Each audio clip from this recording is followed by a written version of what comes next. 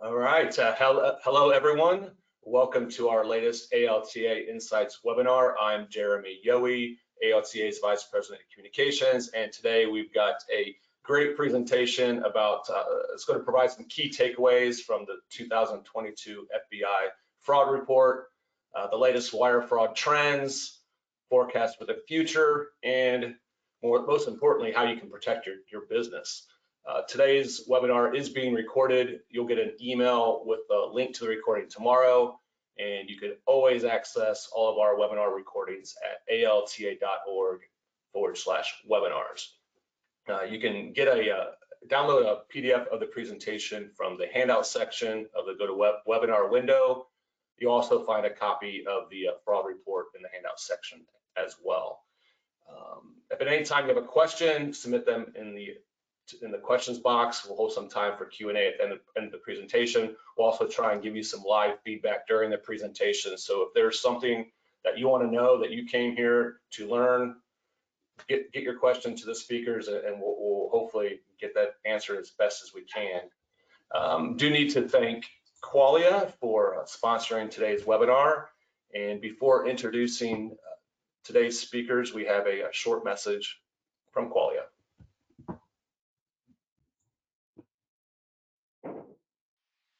Qualia's digital closing platform is used by thousands of real estate, title, escrow, and mortgage professionals to provide simple, secure buying, selling, and refinance experiences. Whether you're running a closing for a purchase or a refinance, remote or in person, enjoy an easy and consistent process from order opening to post-closing. Qualia innovates alongside you. Together, we can proudly transform and simplify how homes are bought and sold. Okay, hopefully that video played. It's always, question mark from my end whether everyone can hear it. So. Jeremy, real quick, you might check and see if anybody's having issues logging in. I just got a IM from one of Continental staff that they're not able to access the webinar. Oh, really? Okay.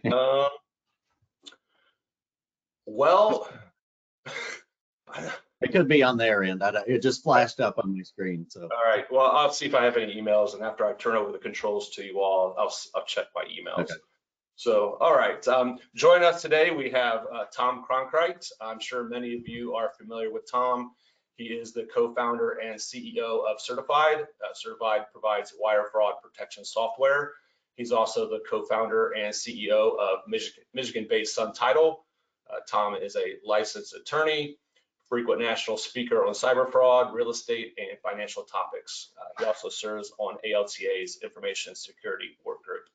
And also joining us today is Matt McBride. Matt is Vice President of Risk Management and Compliance for Shattuck National Holdings.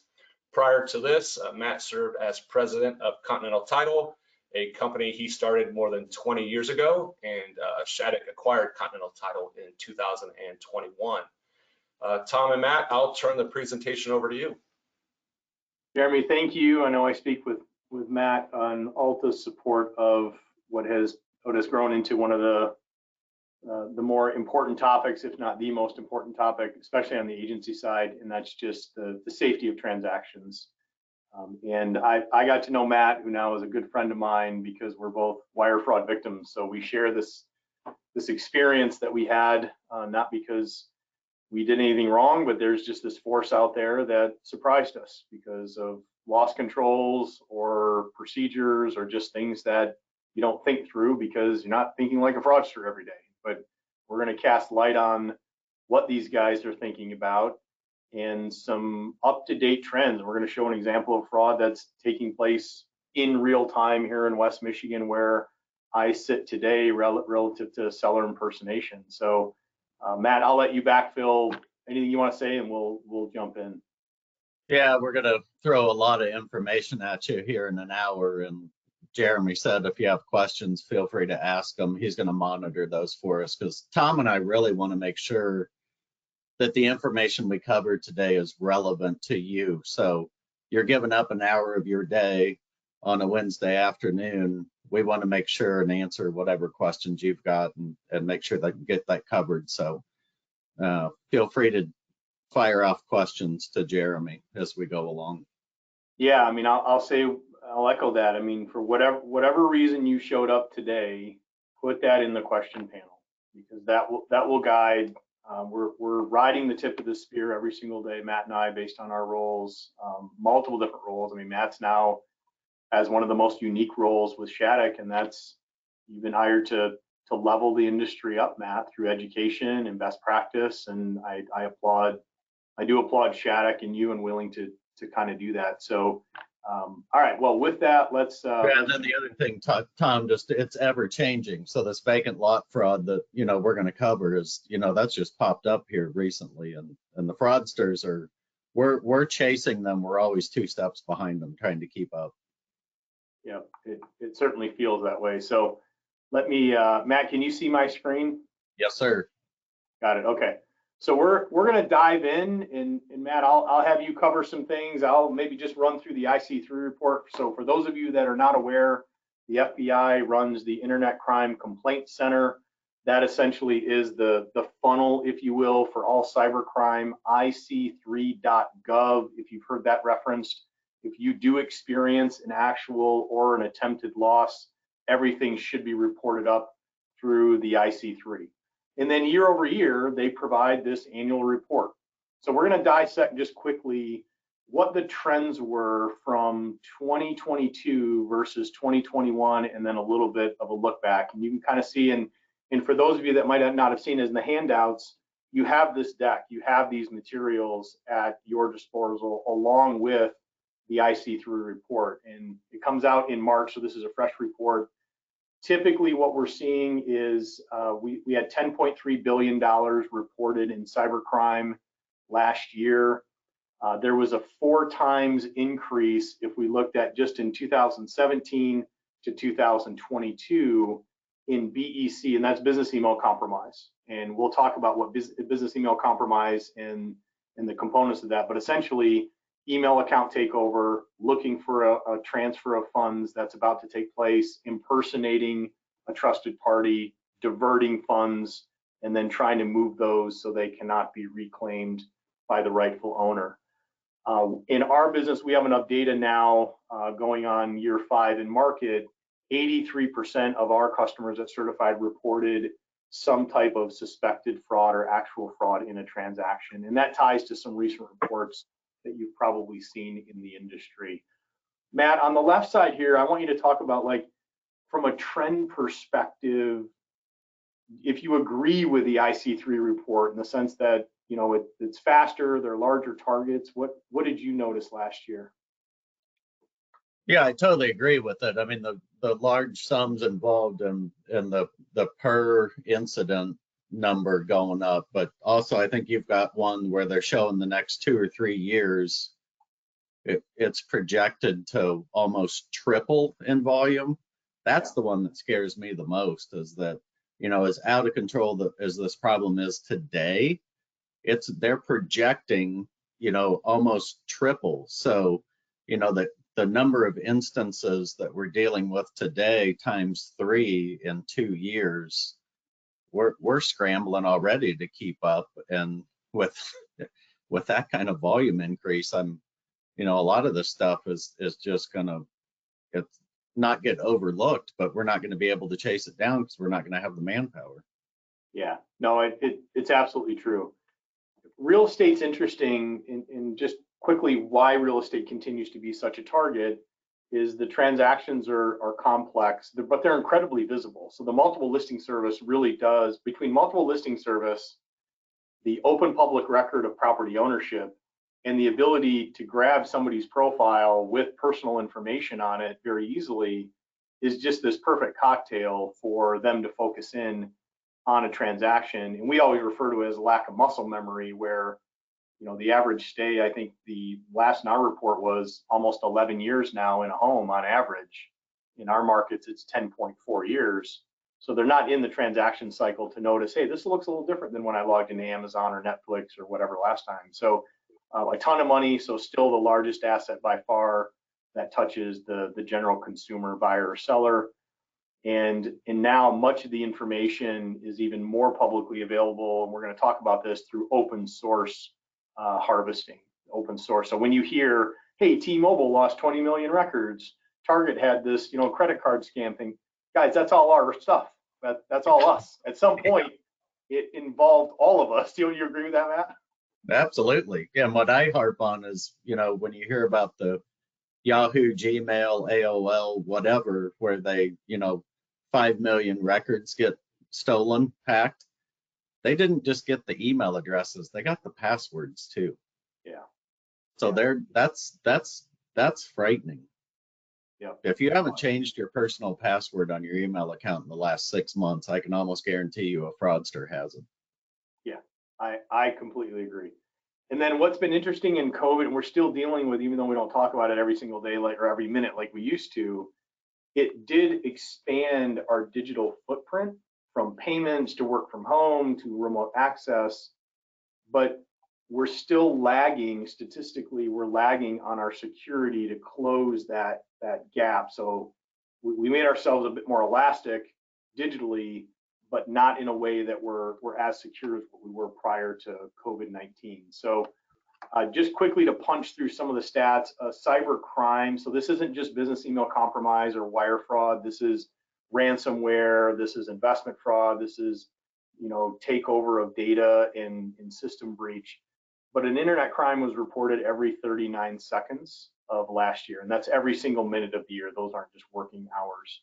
And 10.3 billion. So we hit another all-time high. The interesting thing there, though, is we have a new vector of investment fraud that actually trumped business email compromise by a bit. So you can see investment was 3.3 billion, 2.7 of BEC, and then tech support. But BEC still mounting to 26% of losses. This is about 10% of what's happening, maybe 15% if we're being conservative. Because Matt, you know as well as I do, there's just so much that's just not reported. Right. Absolutely. Investment loss. So we have come very, very intimately familiar with this, the certified team, especially our recovery services team. In investment fraud, if you haven't heard of the term pig butchering, it just plays like this. It's what you think, right? You fatten up the pig and then you bring it to slaughter. And what these fraudsters are doing right now is they're enticing people online to make a small investment in a new crypto wallet. This is typically how it plays. Hey, Matt, I'm launching a new crypto wallet. The buy-in's only $200. We expect 100% day-over-day return. And you're like, hey, what do I care? I've always wanted to get into crypto, but a Bitcoin is 30 grand. I don't have money for that. I need this. So 200 goes in from Matt into this crypto wallet, and then a week later, hey Matt, guess what? That turned into $800. Would you like to withdraw your money? And Matt says, sure, I'll withdraw my money, and he gets his money. And then 2 weeks later, say, hey, we're launching another wallet. The buy-in's a little bit more, and you guys can see how this works. And all of a sudden, they ratchet up, $200, $300, $400, $500,000, maybe even more of loss. There was a farmer here hit recently, never hit the news, over $2.5 million. Fruit farmer, just 10 miles to my west where I'm standing. The entire farm and life savings into bankruptcy. And then what they do is they cut off all communication, and they do it through this concept of pig butchering. They also turn some of these fraudsters into money mules, where when we send a wire, they want to get their money back. They say, hey, you need to just accept a wire, then convert it to crypto, and we'll pay you back in crypto. But that's a big trend. Business email compromise. Matt, do you want to walk through kind of the construct of how they monetize business email compromise through wire fraud? So are you talking about from the phishing aspect of it and how it goes from there? Yeah. So several different ways. The one that's outlined here is the account takeover, where they're tricking you into doing something you're not right, that you should not do. And a lot of times it's the credentials of, you get an email that, hey, your password's expired or it's been compromised, and click here and reset your password, or they're going to ask you 4 or 5 questions. Well, your password, nothing was wrong, right? You're now entering your valid credentials into their website, and then they are stealing it from you. So that's what's going on there. And then, once they've got access to your email account, they're just sitting there watching the emails coming in and out. And then that's how, a lot of times these real estate frauds happen, is that they gain access to a party to the transaction, but then what they really have is access to all the other parties, because they're watching that person's email account, all the emails coming in, and then they just pounce on the next one. So, when I teach, I beat into people's heads over and over the term unsuspecting consumer, which is our buyers and sellers, because for the most part, they have no idea that we've got a huge fraud problem going on in real estate. So that is ultimately their target. Those are the people that they're duping right now, in addition to the mortgage payoff fraud, which, we're the title companies, we're supposed to know better, and they're still tricking us. But they're having just tremendous amounts of success over the past few years of tricking the unsuspecting consumers, the cash to close. And we're going to go over some stats in a minute about, in the good old days back in, 2014, 2015, when this fraud problem really ramped up, they were targeting sellers at the end of the transaction, trying to steal their cash on a, after the transaction had closed, so on disbursement day. Completely shifted their focus to the cash to close people, the buyers in the front end of the transaction. But unsuspecting consumers, that's their target. Hey, Matt and Tom, sorry to interrupt. Question from the audience, from Scott, and some things that are percolating that could be available and might help curb wire fraud. Real-time payments and the FedNow system that's supposed to go live in July. Some thoughts on maybe how this could help with wire fraud? Yeah, so I'd like to speak to another round on real-time payments. So on spring break, I actually read the standard operating procedure for real-time payments issued by the Federal Reserve, and it was a mind-numbing read. But what's interesting about real-time payments, as I understand it, from the documentation issued by the Federal Reserve to the financial institutions, and this is credit unions, this is correspondents, this is direct deposit holding institutions, is it doesn't address the identity verification piece. So real-time payments is essentially the Federal Reserve saying, hey, if somebody's trying to initiate an RTP, they call it a real-time payment, to a receiving bank, we're going to FedNow sits as this instant switch that within 2 minutes that has to settle at the receiving bank. That's the rule, 2 minutes. But in that 2 minute period, there's this back and forth electronically between the sending bank and the receiving bank to say, okay, we'll accept it. Something's wrong. Maybe the account number doesn't match. We don't see an account, or something larger is taking place where we're not accepting that at all because there's something wrong with this account. What I'm trying to solve for right now in my mind as a title agent is, what about the identity verification? Because when we speak to this idea of wire fraud, guys, they're not stealing the wire and misdirecting it through the Federal Reserve or bank to bank. The whole thing was set up to fail from the time that it was initiated because somebody was socially engineered. So they monetize social engineering that we call business email compromise through wire fraud. So my point is, yes, if you were technically on the phone with somebody and they're sending an RTP and you could see it show up in real time, I think that could be tremendous value. But that's not how we interact on most transactions. So I think, if anything, if it is a diversion of funds, it's going to make it harder to recall those funds, because you could go within 2 minutes receiving a large chunk. So RTP is like taking a Venmo and putting a larger rail against it. So rather than having a limit of $500 or $1,500 or whatever a day, you're talking about hundreds of thousands and ultimately millions a day on RTP. So I think the instant nature of, yes, it was received, but again, the sender will not be able to get actual account information from where the account landed because of the Bank Secrecy Act.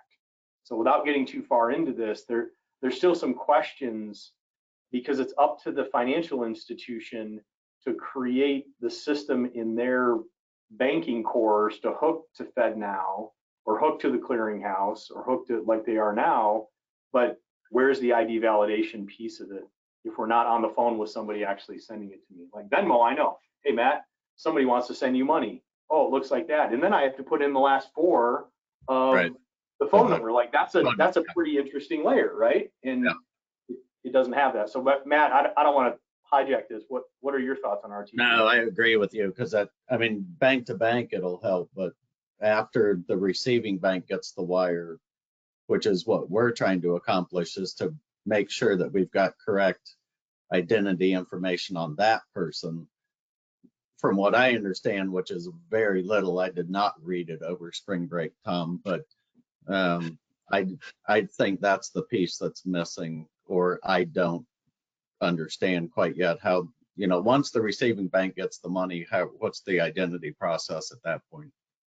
Well, if you Google real-time payments and you go to images in Google, there's this node. I mean, they have a good graphic, and one of the node is, you know, third-party ID validation. Well, what is that? It's up to the FI. It's not up to the feds to figure that out. And yeah, who's doing it?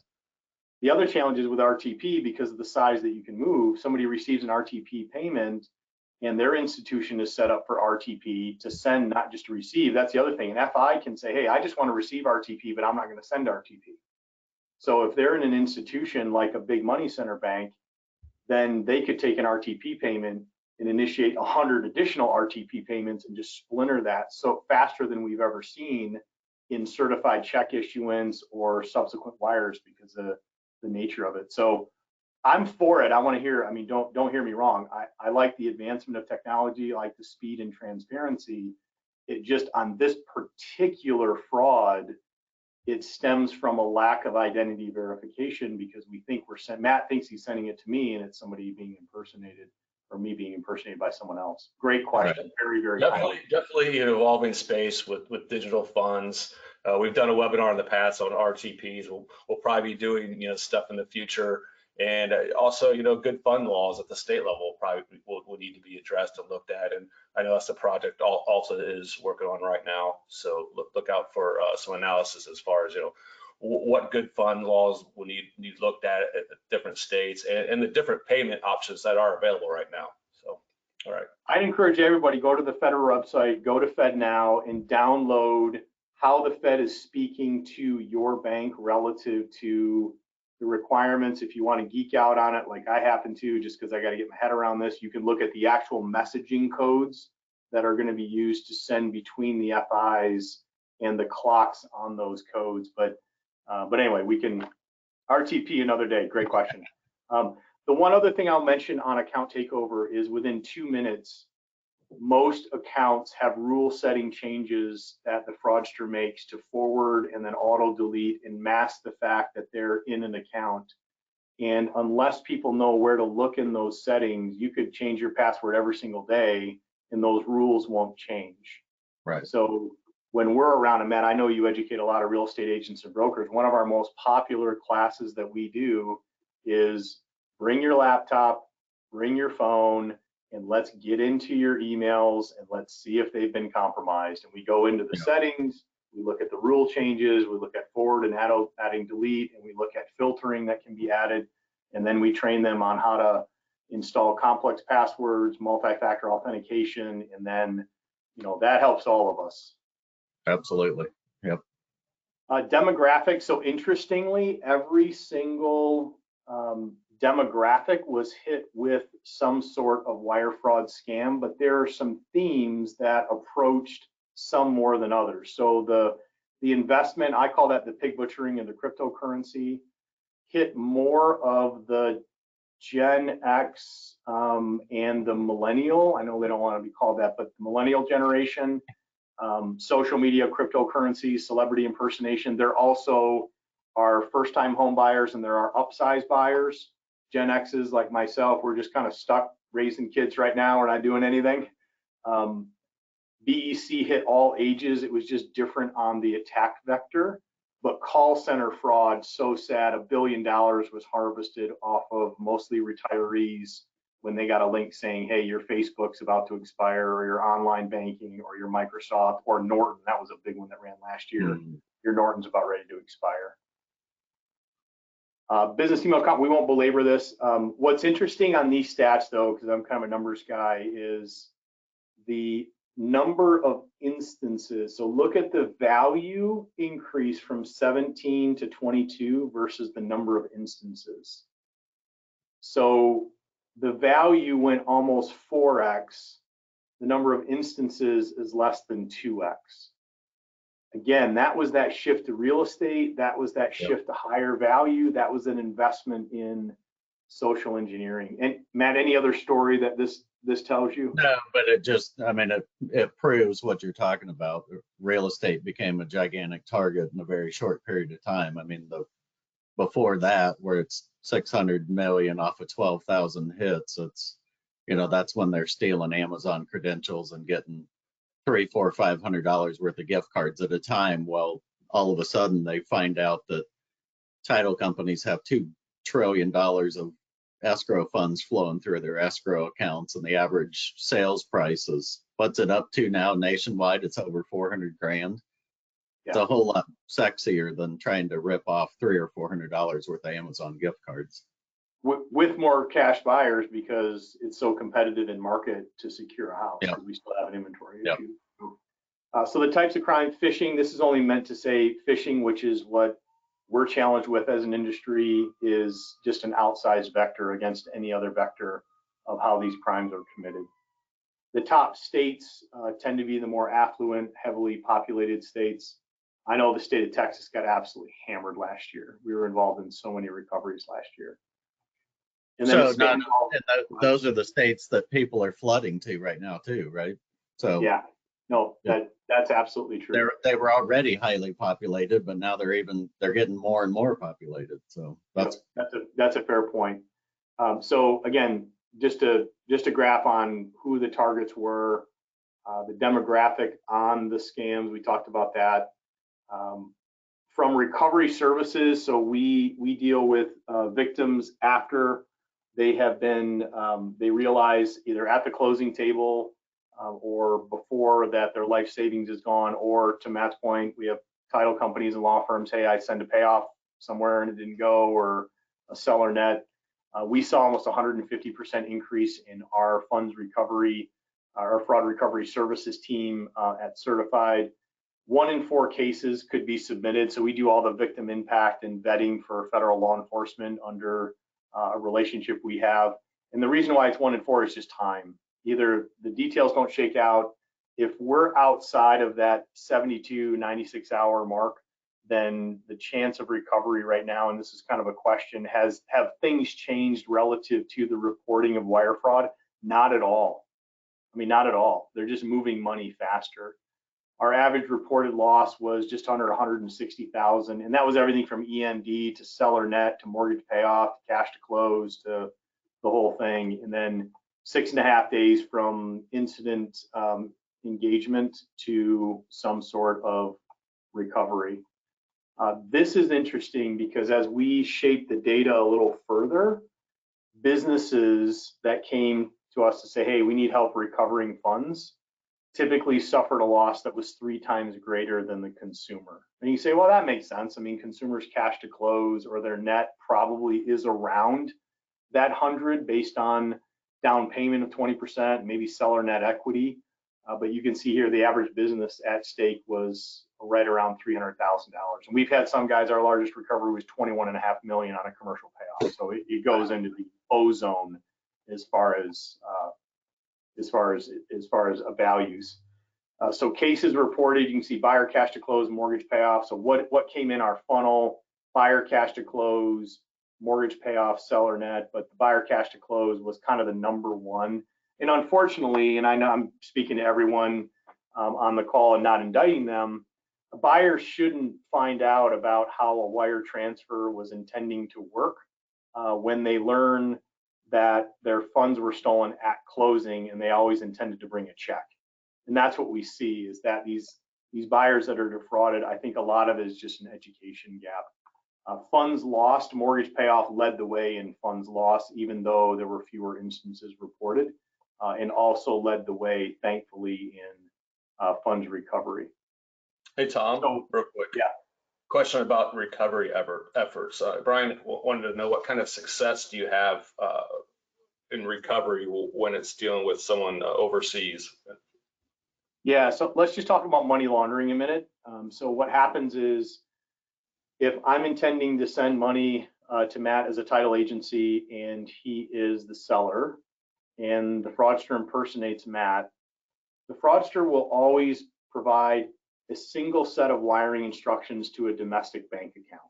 Rarely do we see, hey, send the money to the Bank of Hong Kong or send it to, wherever, or a crypto wallet. So it typically goes from the title company escrow account to a domestic account. And then from there, that's where I just describe it as a box of chocolates. You have complicit money mules and non-complicit money mules. Non-complicit money mule typically is somebody wrapped up in a romance scam or some type of work from home scam or an elder abuse scam, and they think they're just helping the person they're in a relationship with online. They think they're working for an accounting group of a multinational corporation. And from there, they may be directed to move the money overseas or put it into cashier's checks and overnight envelopes or crypto wallets. Very different than if it's what we call a professional job. If you have a professional money launderer in the syndicate watching that bank account, that money typically moves into crypto rather than overseas transfers rather quickly. The chance of success of an overseas recall is very low because what we've learned is jurisdictionally. So let's say it goes from Grand Rapids, Michigan to Singapore. Then for Singapore, it goes to Beijing, and then it routes its way to Germany. You have to start with Singapore. You have to get authority there. Then you have to get authority in Beijing, and then you have to so by the time you do that, it's lights out. So if it has launched, if it has landed internationally, just in our experience, I'm not saying it can't happen, or if it ends up in a crypto wallet, the chance of recovery is very, very low. Matt, I want you to step in on this one. So I wanted to back up because you talked about complicit and non-complicit money mules and make sure everybody understands what we're talking about. So a money mule is the go-between. So it's the person with the bank account at U.S. domiciled bank, right? So they either know that their account is being used or they have no idea. So, just quick example, we had a fraud that happened a couple years ago. Tom, you helped us with the recovery.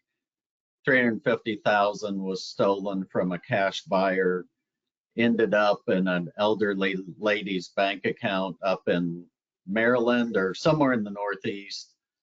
Law enforcement visited her. She had zero idea, so she was a non-complicit money mule. We had one years and years ago where we tracked down where the fraudsters had funneled the money in and out. I talked to the guy that owned the bank account, and he said, well, it sounded kind of suspicious, but, his sister's daughter's boyfriend's cousin or somebody wanted to borrow his bank account to do a couple of transactions, and he paid him $5,000 in cash. So, is that guy deserve to be in jail? Probably not, but for a money mule, that guy knew he was doing something that he shouldn't do, but he did it anyway. The elderly lady, she had no clue that her account had, some fraudster had access to it and was running money in and out of it.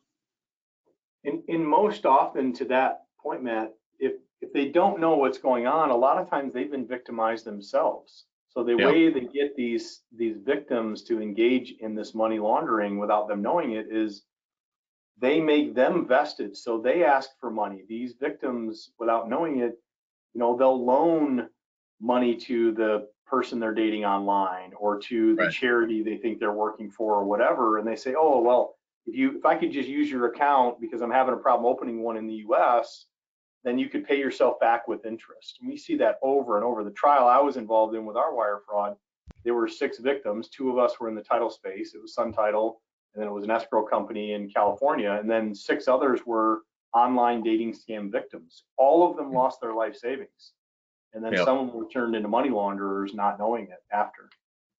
Yep. Great question. There's a question that says, I'm here to learn about fraud schemes, and we're going to get to that in just a minute. We're not going to teach you. We're going to teach you how to not be a victim of them. We are, because I think if it's not said already, every single vector is at risk. I think the one that I'd love your thoughts on this, Matt. What doesn't keep me up at night is a lender sending money into my escrow account to fund a new loan. I don't spend much time thinking about that. Maybe I should, right. But that's one where it's like, okay, I don't feel like that's necessarily mine to manage per se. Yeah, but the rest of them, the buyer EMD, the buyer cash to close, the mortgage payoff, the seller net commissions, guys. I mean, think about that. The average sale price, that's $24,000 of commission on average on a deal, just based on 6% in the average sale price. Right. Everything else is at risk. So this is what we've seen in our Payoff Protect solution. So we had 32,000 runs since we launched it in the fall. 7.5 billion was secured, but 5.5 million just in that short few month period was flagged and confirmed as fraudulent. I only show you this because it's a very, very active space on what we're seeing relative to ingesting fraudulent data on mortgage payoffs. And that's where, if you guys haven't seen one, somebody has access to somebody's account, or we've seen instances where they've actually hacked into the fax distribution service. And then from there, before your team even receives it, they're seeing these images, they're tampering with them, and then they're pushing them through right from the fax note itself. Because most faxes, you guys know, end up in the email stream.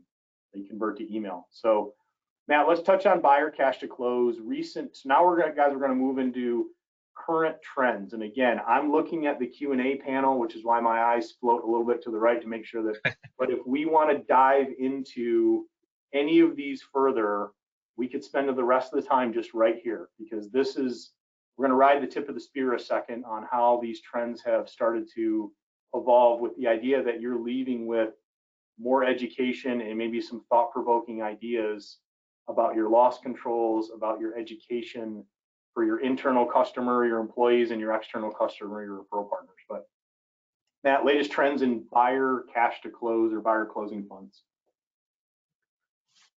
So other than what we're already dealing with, Tom, so just the buyer cash to close. Like, so what I talked about before was the unsuspecting consumers. And, you know, I can preach, you know, to whoever will listen to me, but we've got to get the word down the line. So we got to go basically through the real estate agent to get to the buyer, to get them to pay attention. I know some title companies are doing a lot better job of communicating with their buyer customers very, very early. So as soon as you get a contract in the door, you need to be communicating with your buyer. Hey, thanks so much for doing business with us. Here's what's going to happen. And one of the things that you got to beat on them is, when it comes time for you to send us money, this is how that process is going to work. And don't trust anything. If you get an email with, you know, hey, you have to send a wire, you can't bring a cashier's check, or, you know, here's the wire instructions with a bunch of grammar errors, whatever. Get it into their head that, and the biggest tip you can give them is, don't do anything until you call us to verify before you send that money. So our buddy from Florida, Tom, the 350 grand, he was getting emails from a fraudster posing as his real estate agent, and he went to the bank, wired the 350, and the only reason that we were able to get his money back is because he walked out of the bank and called his real estate agent and said, hey, I just wanted you to know I sent the money. And his agent went, I have no idea what you're talking about. I didn't tell you to send money anywhere. Why did you do that? So call, verify. Do not trust an email. And you've got to get the buyers to pay attention to that single pearl of wisdom, and hopefully we can prevent them from losing their cash to close.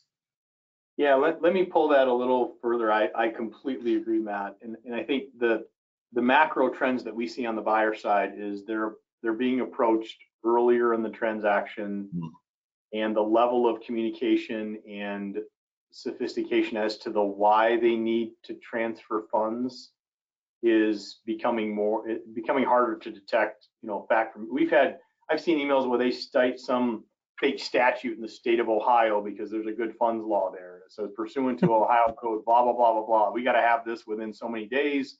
Therefore, you have 2 days or we have to cancel the contract, whatever.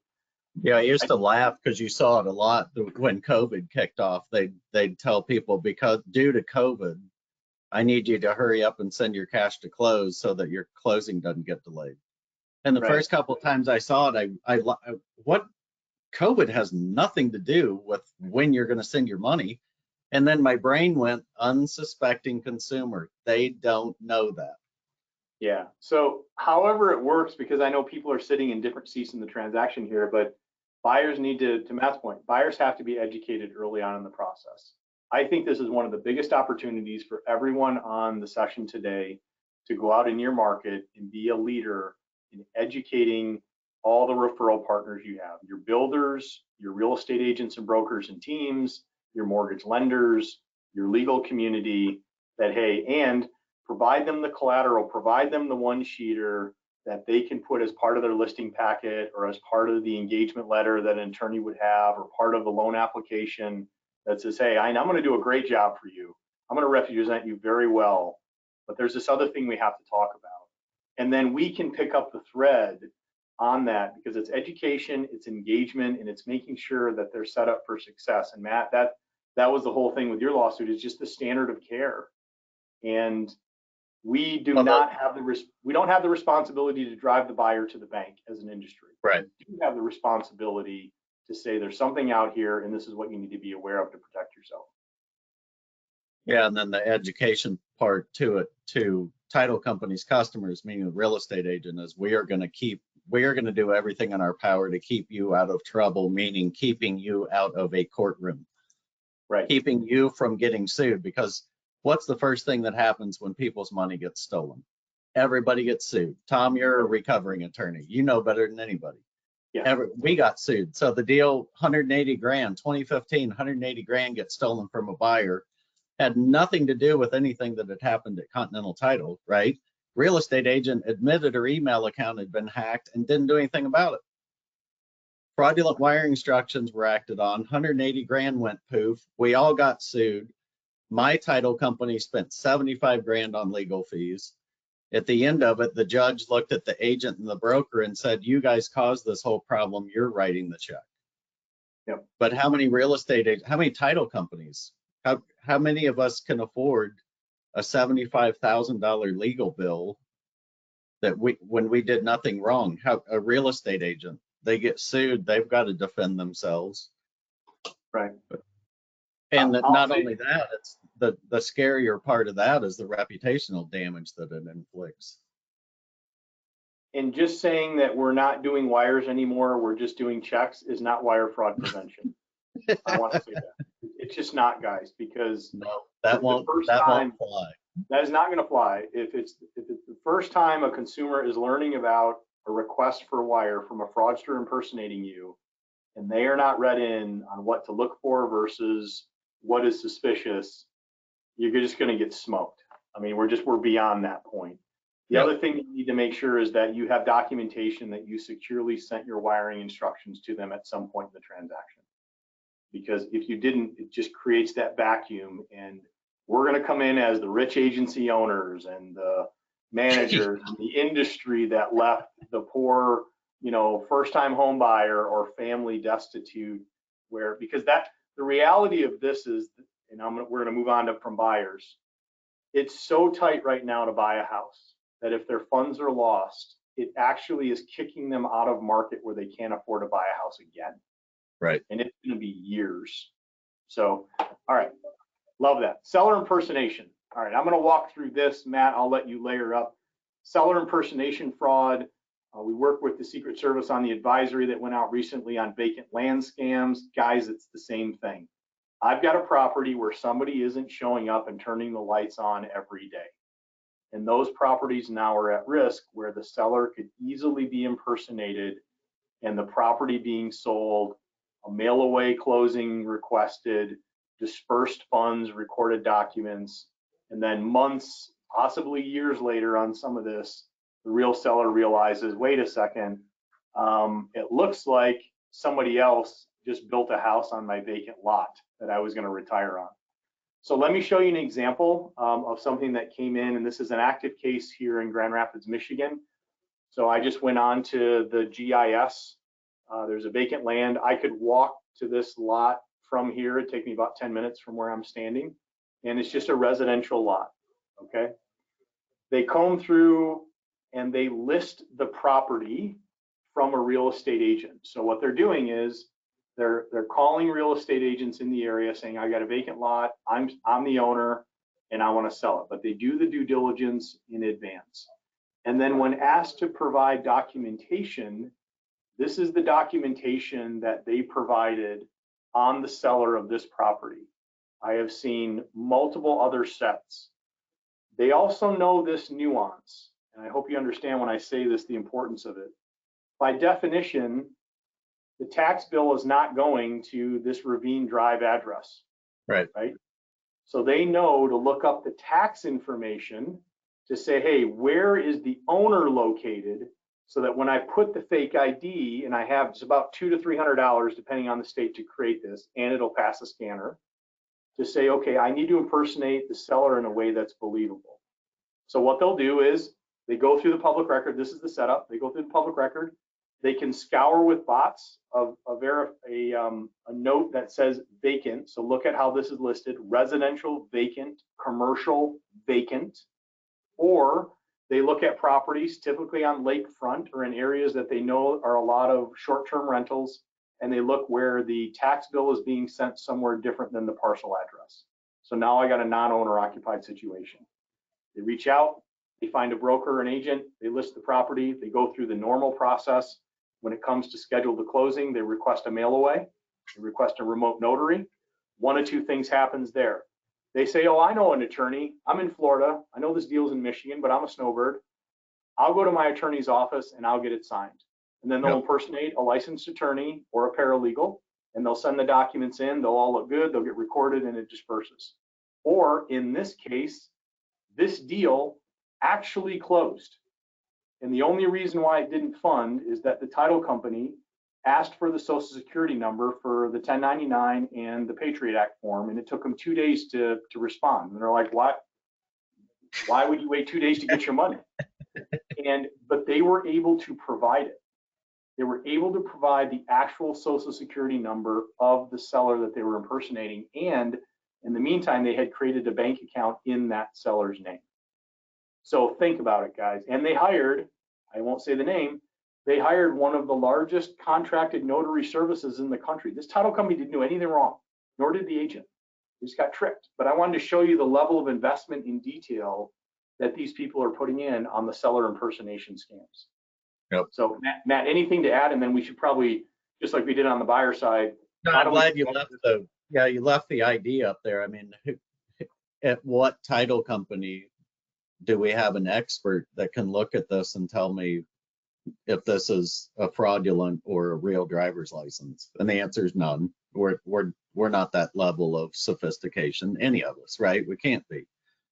But on the impersonation, so what I teach to anybody that'll listen is, if you get a contract in for a vacant lot, assume it's fraud. Just from the get-go, assume that it's fraud.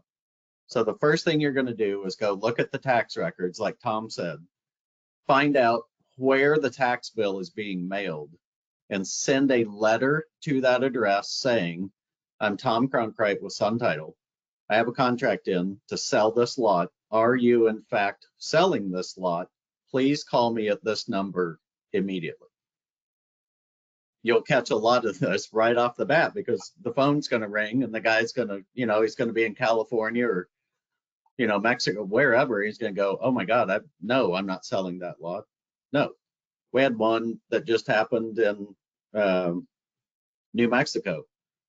Vacant lot.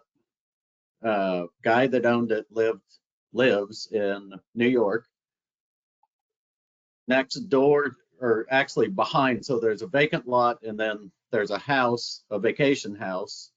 So behind it, so this vacant lot would be this guy's backyard, right?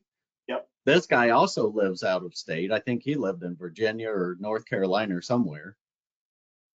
So fraudster impersonating the guy that lives in New York contacts the real estate agent, lists it. Another real estate agent in that office knows the guy that owns the house, calls him and says, hey, this lot behind you is for sale. He says, I want to buy it because I don't want to let anybody else build on it. So legitimate buyer, fraudulent seller, transaction dang near completes before it gets tripped off by, sheer dumb luck on our part. But what I kept asking everybody was, if that had carried through, how long would it be before anybody realized that that vacant lot had been sold by a fraudster? Years, because this guy bought it. This guy was going to buy it so that nobody else could build on it. It was just going to be a vacant lot. He may go mow it once in a while. So I guess in 10 or 12 years, he could make a claim that he owned it. But it would have been years before that fraud was caught. Yeah, But that's what you described earlier, Tom, how they're doing this. This is what they're doing it all over the country. I've heard stories from, I don't even know how many states, 10, 12, 15, just in the past month, right, of this vacant seller impersonation fraud, because it's so very easy to find this information. And it's mostly in the bigger cities where all the records are online. But to impersonate a seller on a vacant lot is super, super easy. Well, and one of the things that I've learned working now 6 just here in West Michigan in 2 weeks is it's shocking how infrequent the real estate agent meets the client in person. So everything's done through DocuSign, dot loop. And I was like, what are you talking about? Aren't you sitting at the kitchen table? They're like, no, how old are you? That was 10 years ago. Yeah. Like, so when I said send the letter to wherever the tax bill's going, call the real estate agent and say, did you meet this person in person? Do you know this person? Because they're going to go, no, I got an email from them. They live in, I don't know, Timbuktu. Yeah. To your point, we're all strangers when the closing takes place. We have a stranger call the buyer and a stranger call the seller. And, yes, we know our referral partners, and we're trusting this piece of plastic to confirm that, right, oh, you're the stranger I've been looking for. Now I can trust you. I mean, you just got to take a step back and think through it. And if we can't trust this anymore, we do have to dissect it into areas where, to your point, anything vacant land, we're running them through the certified ID check and collecting bank information right out of the chute. I mean, you gotta get a jump on this somehow to tie down the fact that Matt's idea is a great one as well. So, all right, there's an advisory line. I want to make sure we get through some of the best practice and technology stuff. Yeah, I show this to people all the time, Tom, because if the Secret Service is warning us, that means it's a real bad problem, right? I mean, yeah, this is absolutely a massive problem. Yep. So there was a question, what technologies are being used, and it's very timely. There's a jumping off point. There are even the new best practices put out by ALTA. Guys, you have to look at technology.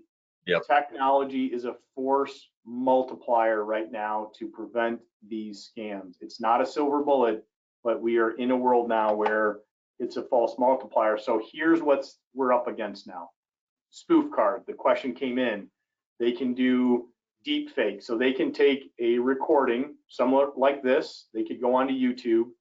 They have a device that creates voice markers. And then when they're responding to doing a live callback or something, they're just typing the response and the software is kicking back out Matt McBride's voice.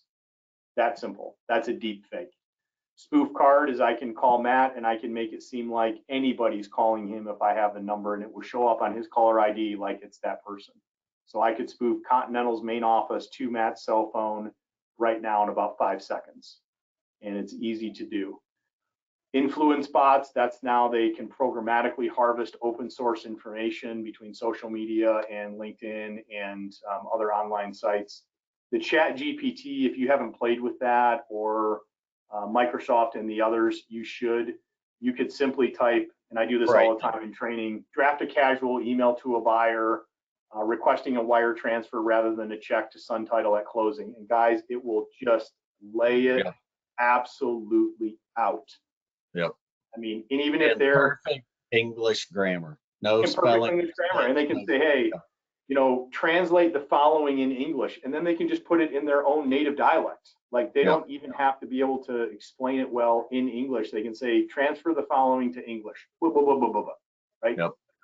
It puts quantum computing into social engineering hands. So, yeah, absolutely frightening. Big problem. Yep. Diane and ALTA, and I'll say this again, our trade association is obsessing about this issue. They're on the Hill with lawmakers. They're speaking to FinCEN. I mean, this is a collective, kind of a collective effort. Mortgage payoffs, just quickly, continue to be a huge problem. We had an instance where a fraudulent payoff came in. This is it, to show you an example. And we ran it through Payoff Protect, and it came back fraudulent. The fraudster comes back about an hour later with a second tampered, a second set of instructions that were tampered with, flagged it again. But it just shows that, you know, they're willing to iterate to get a pretty big payoff. If any of you listened to our last webinar, we had one of the syndicate heads from London on with us, and we were speaking to the changes in insurance. And I will sum it up in a single sentence. The insurance carriers are expecting you to do something. It's that simple. Yes. Especially, they're just expecting you to be doing something more than what you did last year to solve these problems. There isn't you better read the exclusions when your policies renew, because I guarantee you there's going to be some in there about lack of technology or something. Yep. They don't want to pay. Absolutely. So this is kind of the roadmap. I'm glad we got deeper into some of the nuanced issues, and I appreciate everyone's engagement. If we can answer questions, I know we have more questions we'll be able to answer in 2 minutes.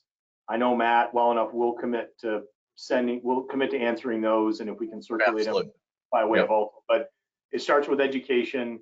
You have to look at software as an education is internal and external customers. Your employees don't want to be the one that hit the red button and it costs the company. They don't, and they want to be set up for success. And show the warts, show the attempts, show the phishing, do the drills, right? And use that for education. If you're not out educating in your marketplace, your competitors are, and that's a missed opportunity. It's that simple right now.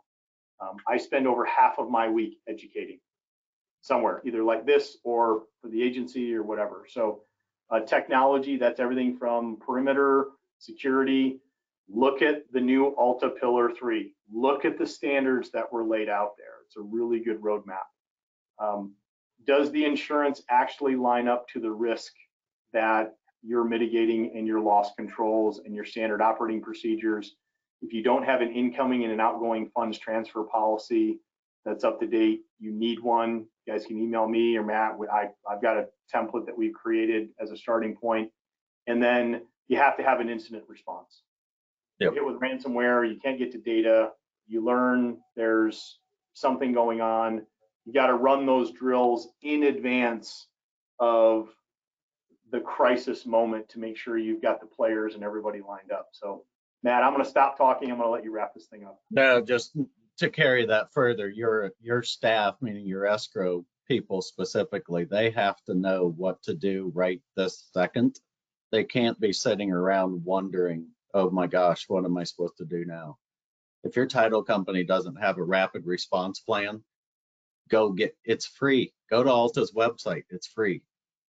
Print it, sit down with your employees and go over it and do it over and over and over. Don't just print it off like a typical HR policy and procedure and then put it on the shelf and 5 years later, nobody remembers it. Talk about it all the time. This is not a matter of if, it happens, it is going to happen. So when it happens, what are your people going to do next? Yeah. The No, only I chance echo- you got of yeah. getting the money back is getting on it right away. Yep. Here's our direct contact information if you guys want to contact us directly after. But Jeremy, I know we're a minute over, and I'll let you wrap this thing. But thank you again for just the commitment to just talking through some of these topics. Yeah. Yep. Thanks, Jeremy, for ALTA's commitment. Yep. Yeah, thank you both. The great insights on wire fraud. Interesting about the different tactic, the way the fraudsters using technology, the AI, chatbot, or ChatGPT. Scary. Yes, it is. If you missed parts of today's webinar, I think others in your office would benefit from listening. Recording of the presentation will be available at alta.org/webinars. And again, you'll receive an email with a link to the recording tomorrow. Tom and Matt mentioned the best practices. They were revised recently and posted on ALTA's website. There are significant changes to Pillar 3 that address privacy and information security programs.